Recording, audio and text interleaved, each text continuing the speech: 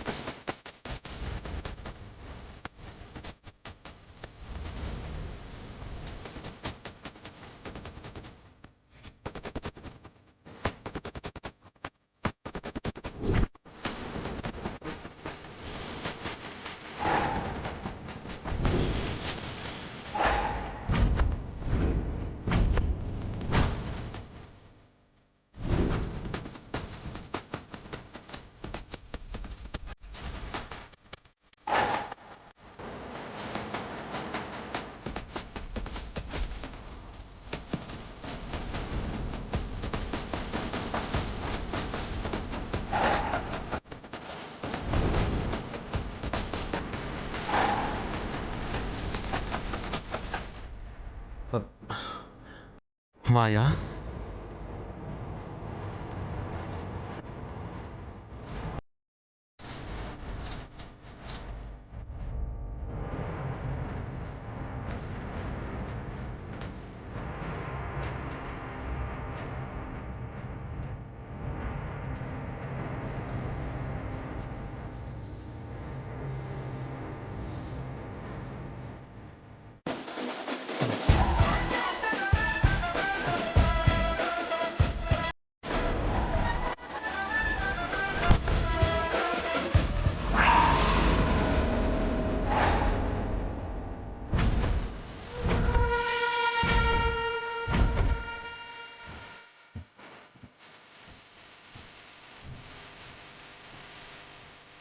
రే rascal,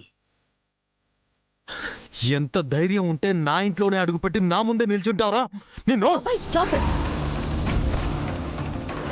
అన్నయ్యని నేనే తీసుకొచ్చాను. మాట్లాడకు మాయా, మాట్లాడకు Maya. Don't talk, don't talk, don't talk, don't talk, don't talk, don't talk. నిన్ను ఫ్రెండ్గా ఎంతో నమ్మాను. మీ అన్న ఇండియాలో నాకు సపోర్ట్గా ఉంటానంటే తనని కూడా నమ్మి నేను ఫ్రెండ్షిప్ చేశాను. ఎప్పుడు అనాథని అనాథని అమ్మ నాన్న లేరు అనే సింపతి డ్రామాని క్రియేట్ చేశావు. చివరికి మీరు మా కుటుంబ శత్రువు జలంధర్ కొడుకు కూతురు అని తెలిసాక నాకు నీ మీద ఇంప్రెషన్ మొత్తం పోయింది. చేశారు, స్నేహం పేరుతో ద్రోహం చేశావు నువ్వు. I hate you.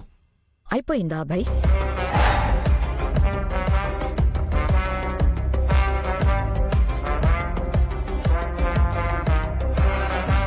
నువ్వు అనాల్సినవన్నీ అనేసావా? నువ్వు ఇలా అనుకుంటావని నాకు తెలుసు.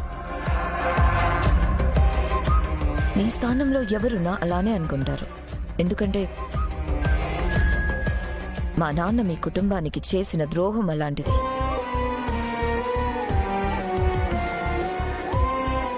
మా నాన్నగారు మీ అమ్మగారి ప్రాణమే తీశారు. దానివల్ల మీ నాన్నగారు కూడా చనిపోయారు. మీరు అనాథలయ్యారు. ఇదంతా నాకు ఇండియాకి వచ్చాకే తెలిసిందా బాయ్. చిన్నప్పటి నుంచి మా అన్నయ్య మా నాన్న ఇన్ఫ్లుయెన్స్ తోనే పెరిగాడు. అందుకే ఆ పగను అలాగే పెంచుకున్నాడు. ఇవేవి నాకు తెలియదని చెప్తే నువ్వు నమ్ముతావా? నువ్వు నమ్మవు, నాకు తెలుసు. నువ్వు నమ్మినా నమ్మకపోయినా ఇదే నిజం అబ్బాయి. మీ ఫ్యామిలీకి జరిగిన నష్టానికి, మా అన్నయ్య చేసిన దారుణానికి నేను చాలా కుమిలిపోయాను. అందుకే మా అన్నయ్య చేత మీ అందరికీ క్షమాపణ చెప్పించడానికి తీసుకొచ్చాను.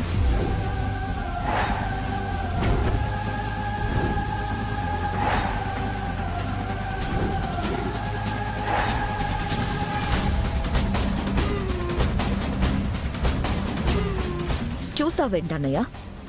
అభయ్ వాళ్ళ ఫ్యామిలీకి సారీ చెప్పు. చెప్పేది నీకే. వీళ్ళందరి కాళ్ల మీద పడి క్షమాపణ చెప్పు. నాన్న చేసినట్టు నువ్వు చేయకు. చేస్తాను.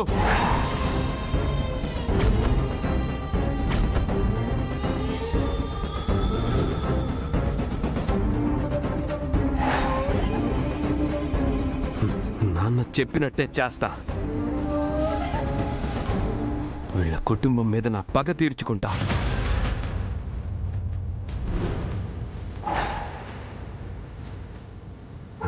ఏంటి, వీళ్ళకి నేను క్షమాపణ చెప్పాలా? నెవర్.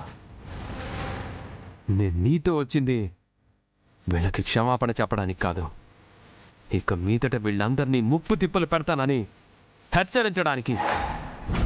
రేయ్, నిన్ను